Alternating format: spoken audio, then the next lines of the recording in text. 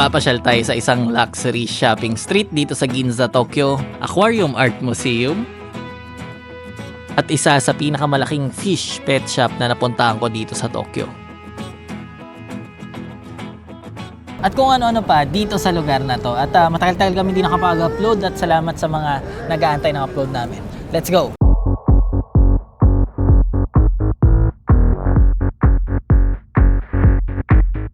So nakita namin, dito sa may street, ayan, nakita natin, merong mga harang na doon. Ka-close yung daan, din dito makikita nyo yung mga tao. Sa main Lahat, road, nasa main road na nakita nyo, etong road na to parang pang-animan, kabilaan, tatlo-tatlo.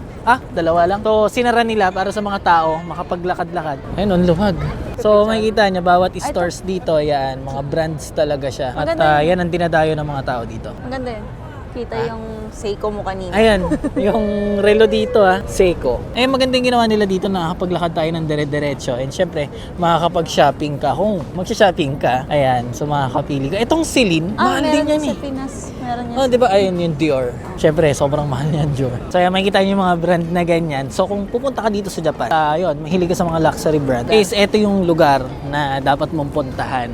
And kami naman, pangalawang beses ko palang pumunta dito. At yun, pinunta pa namin dito is aquarium lang. Hindi naman kami pumunta dito para mag-shopping talaga. So, kailangan pa rin ba natin So, yan, naka-on pa rin yung stoplight. Pero syempre, hindi na kailangan yung stoplight na yan. Laka ng building ng Balenciaga, oh. Balenciaga. Napakamahal ng bag ng Balenciaga, nakita ko kanina. Oh? Milyon, yung simpleng bag niya. So siguro kung talaga mahilig ka sa shopping, na tapos marami kang pera, etong street na to, hanggang doon sa may dulo, ang dami mong pwedeng titingnan, dadaanan, at meron ka mabibili pag tumingin ka Kaya kami, dire-diretso lang kami. Dito sa Aquarium Art Museum. Sa loob ng building ko na saan yung pupuntahan natin is ganun pa rin, puro luxury brand din nasa loob. So 9th floor yung pinuntahan natin. Pila muna tayo sa ticket booth. Same day ticket. Pwede pala bumili kahit hindi mag-order online. Hindi kaya maraming tao, babe. Dami na. Ay, Pila? doon sa dulo. Mali tayo. So ang haba pala ng pila, iikot pa dito sa kabila. Dito tayo sa kabila, babe. Mali pala Dito pala entrance. Tsaka maganda to kasi indoor. Kaya pag ganitong malamig yung panahon or mainit sa labas, dito ka lang sa loob. Si Yokito. Mainit na dito. English mo. Ayun, may ito yung mga available time. 2:30 2:30 na tayo. 2,700 yen kada isa. So dalawa. Isay motte. Ay. Wala sa lapad. Ayun, bossing. May 400 ka. So ticket. Piniprint mo. Piniprint pa. Dalawa na yan. Ay, hindi. Bukod pala.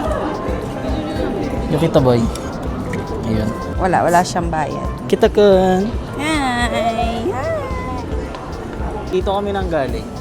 And bababa pa pala kami papunta doon sa aquarium. Oh, ayun yung entrance. Seno. Entrance. Oh, photo and video are okay. Pero wag na may flash. QR code.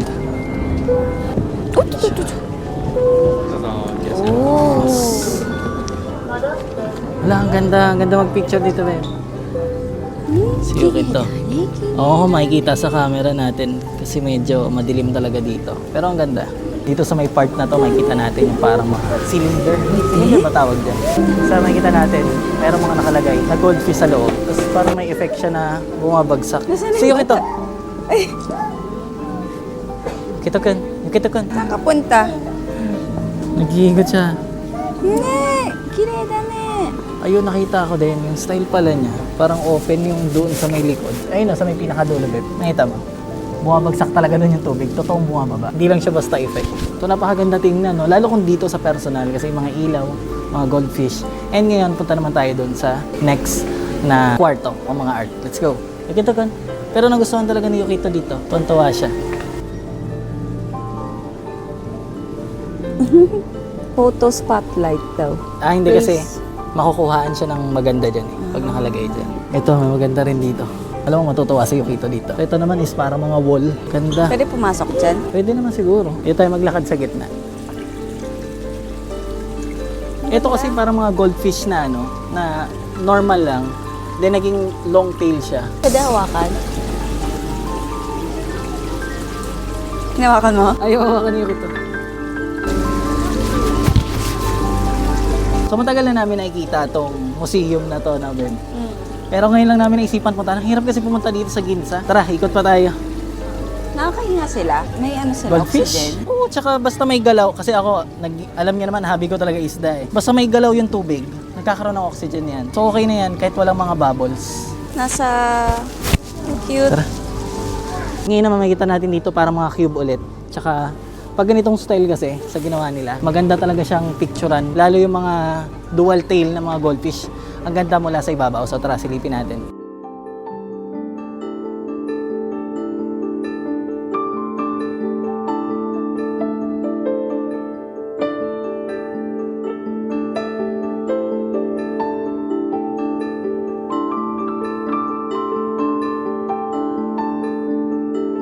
So dito mga bilog naman, parang spear. Uy.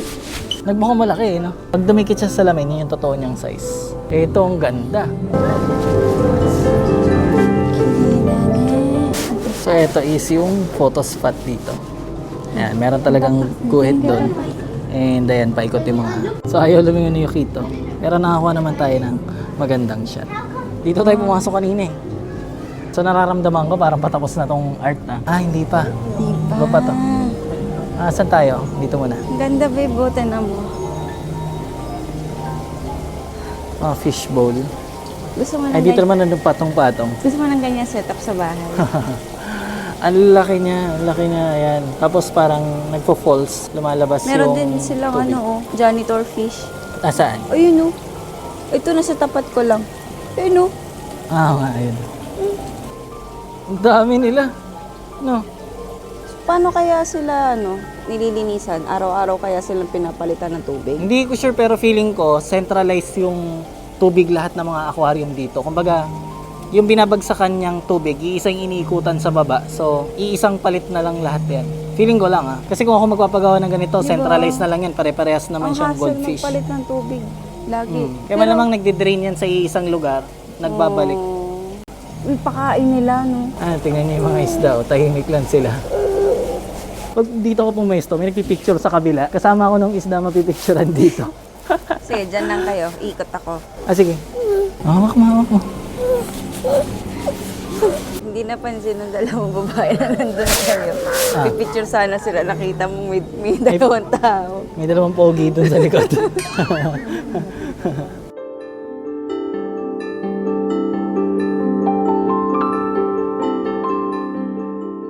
Dito fishbowl ulit na malalaki. Tapos may mga artificial flowers.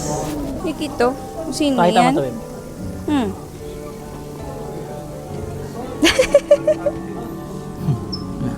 Kitatawa siya.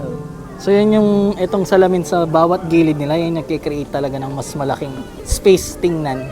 And gamit pala natin bang vlog ngayon, ito lang phone natin. Kasi mas maganda to sa low light compare sa mga ibang action cam or sa ibang camera na meron ako. So yun, dito, yung style pala, ayun babe, nakita mo, meron silang filter. Yung bumabagsak na galing doon. And so yung ito, baka malito dyan, babe. Baka mauntog yan, malilito yan. Saya nyo. Oo. Hindi naman siya kasali. Hala. Si Yukito ko nakikisali doon sa mga batang naglalaro. Wawa naman to. Ilang kalaro. Ayaw na naman magpaawat ng batang to. So magtatatakbo kaso doon siya sa pabalik. Kita ko. Kako.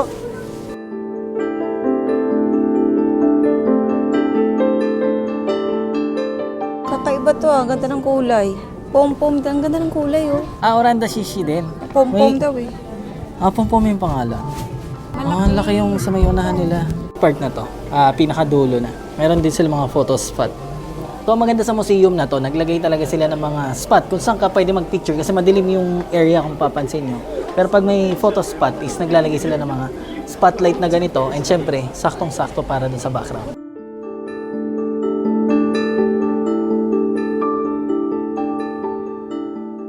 Ang ganda yung hikaw.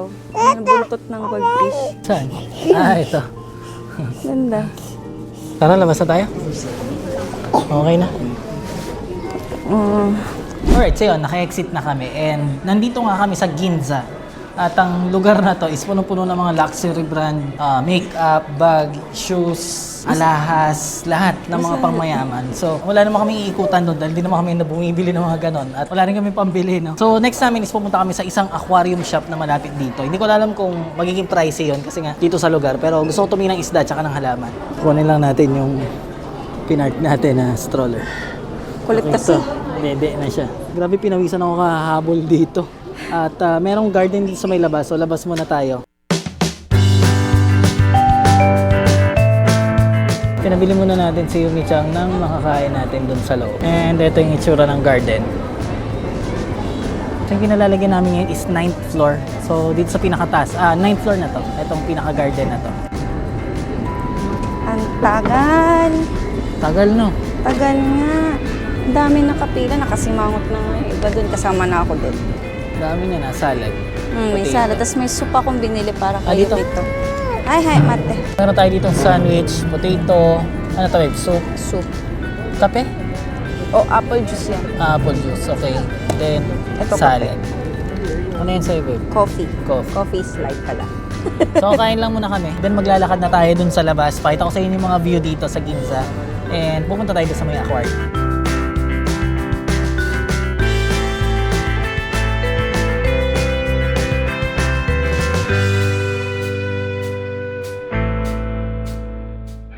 Kita nyo, dalawa lang tong elevator. Hanggang 9th floor siya. Tapos hanggang basement 4 or 5, hanggang basement 6. Kaya sobrang tagal namin nag-aantay. Tignan nyo yung pila dito sa elevator. Sobrang tagal nyo mag-aantay dyan. Pag sasakay ka ng elevator. Buti na lang, mayroong priority lane. Nakita nyo yung red. Dala namin sa Yokito. Mas mabilis dyan. Tsaka hindi mahaba yung pila. Siyempre, mayroon lang kasamang bata, naka-wheelchair or buntis. So, Talagang yun. talagang sinusunod nila yung pagiging priority. Pag wala kang dalang baby or stroller, palalabasin ka nila. So may nakasabay kami kanina. Saan tayo? Dito. Okay, tawid muna tayo. May sasakyan. So meron pa dito display ng F1. Gawa ng Nissan, itong store na to. And syempre, nasa Ginza tayo, yung mga high-end nilang sasakyan. Yung mga nandun sa loob. So ikot pa tayo. Okay, so yung tinignan kong mga relo doon. Kasi nga, medyo mahilig rin ako ng konti lang sa mga relo. Hindi naman sa mga sobrang mahal. Doon lang tayo sa mga simple lang. And tumitingin ka, ang gusto ko talaga is Rolex. Meron ako sa Rolex na gustong gusto, yung kulay green. Kung di ako nagkakamali, Aquamarine ba? Nakalimutan ko yung pangalan nun. And tumingin ako doon kasi meron mga brand na mas kaya ko yung presyo. Kasi yung Rolex syempre masyadong mahal. Hindi natin kaya. So, meron sa Seiko, sa Casio, then sa Citizen. Yun yung mga brand, no? Meron siyang kamukha doon or hawig doon sa klase ng Rolex na gusto ko. So, yun yung isa sa pinagpipilian ko. So, tumingin ako ng relo doon nga. And yun, syempre, nasa Ginza tayo. Yung mga high-end lang yung binibenta nila doon. So, ang halaga is mga nasa 220,000 yen. So, mga over 100,000 peso, mga ganon. Yung ano. So, mas mura pa kasi doon yung plano ko bilhin. Uniqlo. Itong nakikita nyo dito sa may likod namin, ayan. Isa sa pinakamalaking, hindi. One of the largest Uniqlo stores. Uniqlo. Kasi makikita nyo hanggang 1, 2, 3, 4, 8 floor? 5, 6, 7. 7 or 8 floors. Etong Uniqlo na to. Tapos dyan din yata nagko-customize ng mga t-shirts. Yan. Pwede ka. Bibili ka lang ng t-shirt dyan sa kanila. And pwede may customize. May mga display silang gumagalaw. Pasak tayo? Wag na. Ang daming tao sa loob kasi itong Uniqlo na to. Siyempre, kilala naman natin yung Uniqlo. Pero bukod doon, dahil nga isa to sa largest stores nila, is dinadayo siya. Parang tourist spot na rin siya. Kaya makikita nyo ang daming tao doon sa likod. Kaya skip na natin yun kasi ang hirap rin na meron kaming dalang bata. Tapos paikot-ikot tayo doon. Yan yung sikat na sikat daw na sapatos, yung brand na Onitsuka Tiger. Alam mo yun, babe? Naano ko lang sa internet, no? Ayan, meron din dito. Onitsuka Tiger. Meron silang branch dito. Hindi ko gusto yung style ng shoes. Hindi ko alam kung ba't ang dami nababaliw doon sa sapatos na yun. Ako hindi ko alam. Kung ikaw familiar ka sa Onitsuka Tiger, is comment mo nga dyan sa baba kung anong nagustuhan mo dyan sa sapatos nila. Kasi ako, wala. Nike, J1, Mga ganun yung mga sapatos ko and nakasanayan ko na ganun. Feeling ko ha, kung may pera ako Hindi ko para tayo. mag-shopping, mas gusto ko dito sa Ginza mag-shopping kaysa sa Shibuya. Kasi, Dahil, unang-una, pwede ka maglakad ng ganito. oo yun, Hindi siya napakaganda. masikip, hindi siya crowded. Oo. Malayang-malaya ka makapaglakad. Kasi kung wala yan o hindi nang ginagawa yan, yung mga patwalk na ganyan na daanan ng tao, Sa lubong ka? salubungan talaga ng tao. Oo. Tsaka masikip, ganun sa ibang mga daanan. And meron pa isang ganito sa Akihabara. Akihabara naman, kilala sa mga anime, mga action figures, basta something related na ganun, maid cafe. So doon kilala yung Akihabara. And ganyan din yung ginagawa nila. May certain time lang na kino-close nila yung daan para malayang nakakapag-ikot yung mga tao. So matagal-tagal kaming hindi nakapag-upload, no? Parang mga 2 weeks. Or meron akong upload pero old na yung video. Late ko lang na-upload. And, teka lang, pakita ko lang sa inyo. Meron ditong overpass. Ayan, naka-elevator pa. Yung overpass. Ay, elevator, escalator wala. So, hindi ko mapapagod umakyat doon sa may stairs. So, first time ko makita nito, hindi siya common dito sa Japan. Kasi, usually talagang hagdan lang. Pupuntahan natin doon sa may side na yun. And dito yan, merong elevator. Kailangan talaga umakyat. Kailangan talaga natin umakyat. Babe, tama kamay ko, oh. Isa pala yun sa dahilan, kaya hindi kami masyado lumalabas. Medyo malamig na, kaya sisipon-sipon nga kami ngayon. Si Yukito, okay na okay siya doon kasi may kumot siya, tapos doble-doble yung suot niya. Ayun yung sa mga overpass na ganito. Normal naman na mayroong ganitong elevator, syempre, para sa mga may dalang baby car, sa naka-wheelchair. Pero yung escalator sa kabila, na-amaze ako Ngayon lang talaga ako nakakita yan dito sa Japan. Pula na ng kamay ko. Pula na ng kamay ko sa lamig, oh. Sobrang dry. So, isa yun sa importante, hand cream, tapos yung lip balm pag ganitong malamig. So may dala rin akong guantes para pag talagang hindi na kaya ng kamay ko. Kasi pag ganito na taglamig, ako sa akin pero ganun din siguro yung ibang tao. Yung kamay, tapos tenga, masakit. Mali yung choice of outfit. Tapos yung outfit namin, nakita nyo, ayan Ito lang siya. Nipis. Ito may outfit mo, babe. Nipis, oh. Ikot ka. Ganyan lang siya.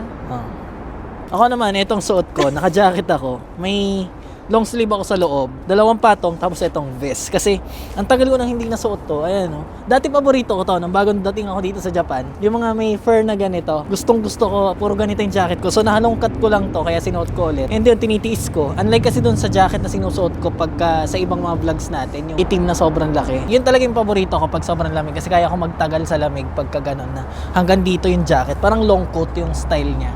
Tapos down jacket siya. Pag ganito, yung mga ganitong long sleeve, kahit anong kapal niyan, tatagos yung lamig. Iba pa rin kasi yung may parang kung ano siya dun sa loob, parang foam or wool. So yun talaga nakaka-block siya ng lamig. Pero pag tong nasa braso ko ngayon, ang lamig ng mga braso ko. Pero yun, tiis lang tayo. At saglit lang naman tayo dun sa pupuntahan natin. And ang araw ngayon is linggo. Pakita ko sa inyo sa Yukito. Tulog kasi siya Ayan, dyan siya sa loob. Meron siyang kumot. Itong kumot niya pang winter talaga. Tapos sakop yan hanggang ilalim. Kaya di talaga pumapasok yung hangin sa loob. So sisipon-sipon na kami. Kasi ilang minutes itong lalakaran namin pupunta dun sa aquarium. Kaya nakakatamad lumabas yung malalabas ka. Ang daming patong. Ang mahirap pa nun kung may bibilin ka lang sa tindahan. Or, halimbawa, wala kaming kamatis, wala kaming patatas. Patatas. Di ba? Mga ganon. Bibili ka lang saglit nun or nag-crave ka lang sa ice cream. Ang susuot ka pa na makapal, bibili ka lang sa 7-Eleven. So yan, siya nagmamasya. And kaya mapapansin nyo, pag pumunta kayo dito sa Japan, maraming tao yun nakamask. Isa na rin sa reason nun is nakakadagdag init siya kapag sa mukha mo. Pag meron kang ganon. Tapos yung scarf yan, nakakatulong. Etong hood, pag di mo na kaya, malaking bagay din. Kasi para dito sa leeg mo, sa tenga. Sa mga tao naman na naghahabi din ng fish keeping, no? Alam niyo kung gaano kagastos yan. Ay, pakita ko sa inyo yung bagong untang pag uwi natin mamaya sa bahay. Kasi nag-rescape ako yung aquascaping niya. So para sa akin maganda yun So kung meron nag-iisda dyan sa inyo, comment nyo rin sa baba yung magiging opinion nyo. Mamaya pag uwi natin, pagpakita ko sa inyo. Nakita na natin. Tingnan tayo pumunta natin. Pau-Pau yung pangalan ng shop. Lagay lang tayo ng hand cream, no? Kapag di mo rin kasi ginawa yan, magdadry ng sobra yung kamay mo. Pwede siyang, alam mo yun, magbitak. O kaya, tumama lang kahit saan yung... Ito yung mga kuko namin, nasisira yan dito sa may part na yan. Kasi sobrang nagiging crunchy na siya. Pag sumabit lang sa kahit saan, sugat na or nagka-crack. So yan. Tuyo na agad. Tuyo na agad.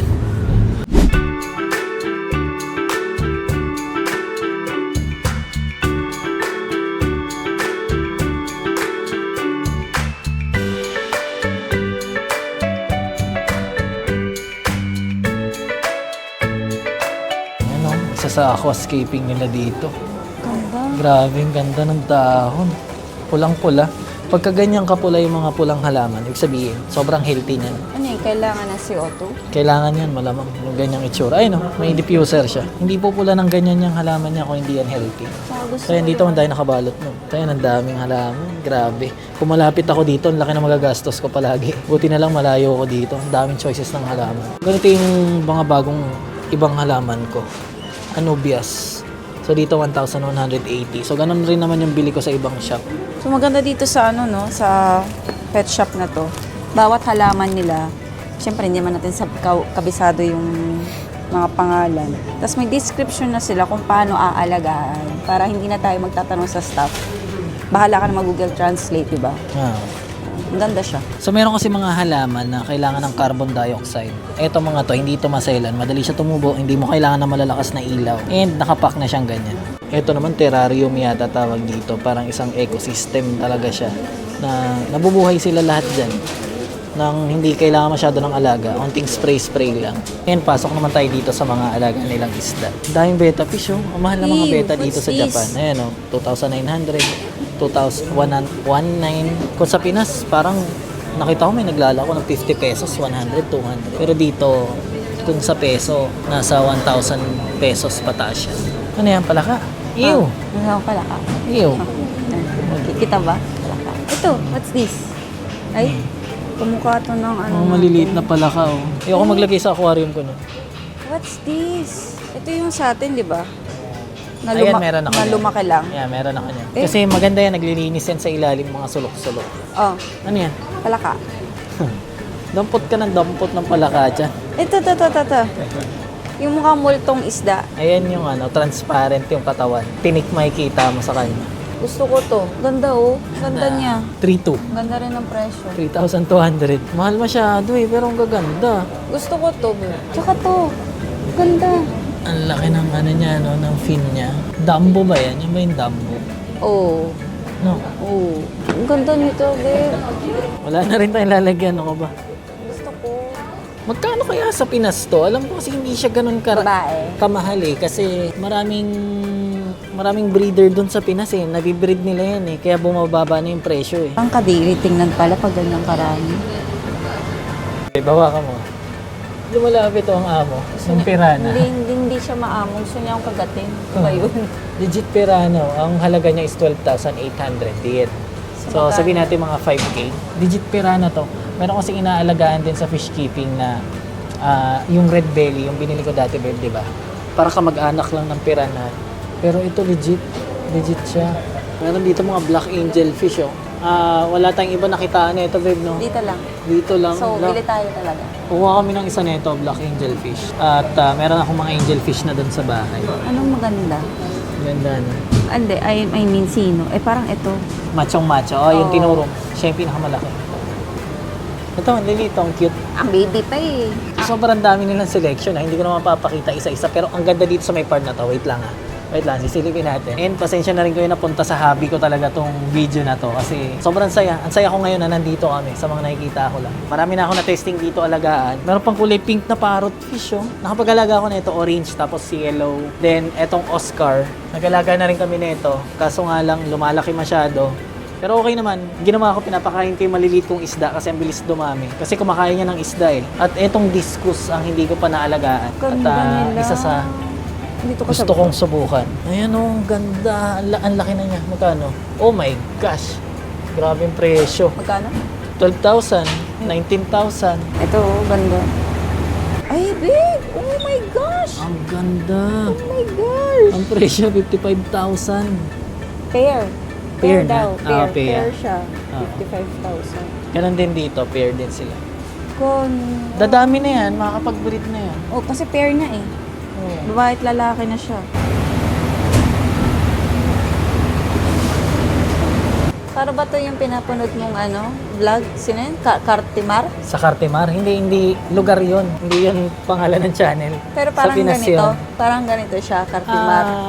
Sa tingin mo? Hindi. Doon ang style, parang Tianggian sa Pinas na hindi naman ganito kalalaki yung store, pero tabi-tabi. Mura lang mga isda doon.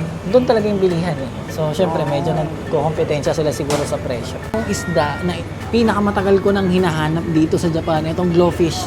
First time ko makakita. Dito pala tayo makakita. Babe, ganda ng lugar na to. Gusto ko tong lugar na to, promise. Eh, ito din oh. Ito naman, nag-glow siya. Iba yan. Ito yung sinasabi ko sa inyo na chunky talaga. Na kanina no nandun tayo sa aquarium, di ba? Medyo Yung payat ranchu. yung mga ranchu. So ito yan. Mukhang baboy. Ay, mukhang baboy na mukhang tuta. Yan ang itsura ng rancho. Sobrang cute niyan. Ito naman yung space nila para sa mga goldfish. Meron din dito ang arwana. Yan. From Malaysia. Golden. Parang tapang. 128,000 yen. So, sa Pinas, ganyan din presyo niyan, babe. Nakanood ako sa vlog. Mga gaya ng class 60, 70,000, merong 150. Depende sa klase. Ito, maganda to, yun. Kaya ganyan talaga yung presyo. Tapos meron siyang certificate. Ito rin, may certificate kahit maliit. Nauwi kami na bumili kami na itong dalawang discos. Kasi ang gaganda talaga nila. So, ang halaga niya is halos 5,000. Kasama na yung tax. Isang peraso. So, dalawa yun. 10,000 yan. Pero dito Pilipinas, talagang fair. Solid na. Kasi sobra naman sa mahal. So, ayan, paglabas namin. Madilim na. Medyo nagtagal kami masyado. Nag-iisip kami kasi kung anong isda. And yun, nag-decide kami na discus na. Nung una kasi nag-alangan ako, maganda ang discus. Kaso nga lang, medyo mas masailan siya alagaan. Pero testing lang, tsaka medyo may kamahalan siya. Pero yun ang gusto talaga ni Yumi Chang din. Kasi ang ganda naman niya talaga sa paningin ng discus. Kaya, Hindi na natin binili yung angelfish, yun na lang. Discuss na yung lang. angelfish na namin kinuha. Tsaka sana maging pair siya kasi hindi daw malalaman kung babae at lalaki. Mahirap daw eh. Kaya sana maging pair sila paglaki. And yun, yung lugar na yun, grabe talagang, ako sobrang saya ko kahit nga tumingin lang ako, malapit lang ako dito, lagi lang ako titingin dyan. Kasi ang daming klase ng isda na hindi ko nakikita sa mga malapit sa amin na mga fish or pet shop. So dito ko lang nakita yung ibang mga klase ng isda na hinahanap ko dati. Kaya nung pagdating namin doon, hindi ko malaman kung ano yung bibili namin. Yung araw-araw naman yung epekto niyan sa bahay namin. Kapag pinapanood ko lang yung mga isda, talagang sobrang nakaka-relax. Galing akong trabaho, tutulala lang ako doon. So nare-relax na ako, nakatanggal din ng pagod. So nabili pa na namin, mamaya papakita ko pag uwi sa bahay, papakita ko rin sa inyo yung setup ko doon na bago. And siguro medyo may mga onting adjustment akong gagawin doon kasi plano ko nung una maliliit na isda yung alagaan doon kaya masyadong masikip siya pagdating sa mga skip. Pero yun, na-adjust ko ng konti. Pakita ko sa inyo yung kulay na napili namin kasi di ko nakuhaan. Dito na ulit tayo sa Saradong Kali kanina at bukas na siya. And mas maganda siya sa gabi kasi bumukas na yung mga ilaw ng mga brands, lalong mas kitang-kita. So napakasarap mag-shopping dito, no? Kung marami ka talagang pera. Sigurado, imposibleng hindi ka uuwi na wala kang dala-dala. Okay, so nakauwi na kami dito sa bahay. Ayan si Yukito. Ay mo pa camera, anak. Ayan talaga yung suot niya. Di lang kasi kita dahil naka-jacket siya. Naiiyak ka na sa camera. So ito nga yung bago kong tank, etong nasa taas. Kasi dati kung napanood nyo, dito sa baba, meron na, hindi pa ito yung lagayan ko nun. Bumili rin ako ng bagong stand. Dito yung sa baba yung mga goldfish ko. Ito yung bago. Then ito yung tank ko para sa mga angelfish. Ayan, bagong tanim din yan. Dito is molly. Then ito, yung mga goldfish natin. So malaki na rin yan. Ilang buwan na rin kasi yan dito. Siguro may 6 months na rin siya. And ito yung bago nating tank. So dito sa bago kong tank, ang ginawa ko, parang ang tema niya is sa ilog yung style. Ayan. Kaya meron ako mga river stone, tapos naglagay ako ng iba't ibang klaseng halaman. And ilang weeks pa lang to, para mga 3 weeks. Simula nung nag-New Year, inasikaso ko na to. Araw-araw ko siya ginagawa. And ang isda ko dyan is ilang piraso pa lang. Kasi nga nag-iisip talaga ako ng ilalagay. So meron lang ako dyang Ramirezi. So dito natin ilalagay yung nabili natin na mga disco. Kito kun, wag yan. Di naman niya hinahampas yan. Yun ang maganda dito kay Yukito. Pero minsan, dinudot-dot niya tong goldfish. Kaya meron kaming table dito. Hinaharang ko yan dyan para hindi niya na-access tong mga isda natin. Then dito sa tank na to, naglagay rin ako ng mga halaman sa taas. Ayan. So gusto ko talaga ito maraming halaman. Pero siguro magbabawas ako ng konti. Yung gitna lang puro halaman. Tapos ililipat ko na lang yung ibang plants dito. Kasi ilalagay natin yung discus at medyo lalaki siya. So gagawin ko gitna lang talaga yung matitira. Tanggalin ko tong kabilaan. Okay, so ngayon open natin yung napamili namin. So bumili ulit ako ng Anubias. Ayan. Kasi meron na akong ganito. Kaso nga lang, mas maganda yung golden ang tawag nila dito sa Anubias na to. Pero yellow-green siya. Kasi yung meron ako dito, yung normal na Anubias, parang dark green yung dahon. Ito yellow green ang ganda. So kaya ko to napili. Halaga niya is 1,400. Ito na yung discus na binili natin. Ito na. Hindi sila masyado makita kasi doble yung plastic na ginawa. So ang halaga niya is yon 9,900. So halos 10,000 na siya para dito sa dalawa. So kung ang palitan niya 37, 3,700 para dito sa dalawa. So mas maganda pag nalagay na natin doon sa aquarium, pero bago yon, mag-change water ako dito para at least fresh talaga yung tubig na paglalagyan nila. Excited na rin ako makita sila dito sa aquarium ko.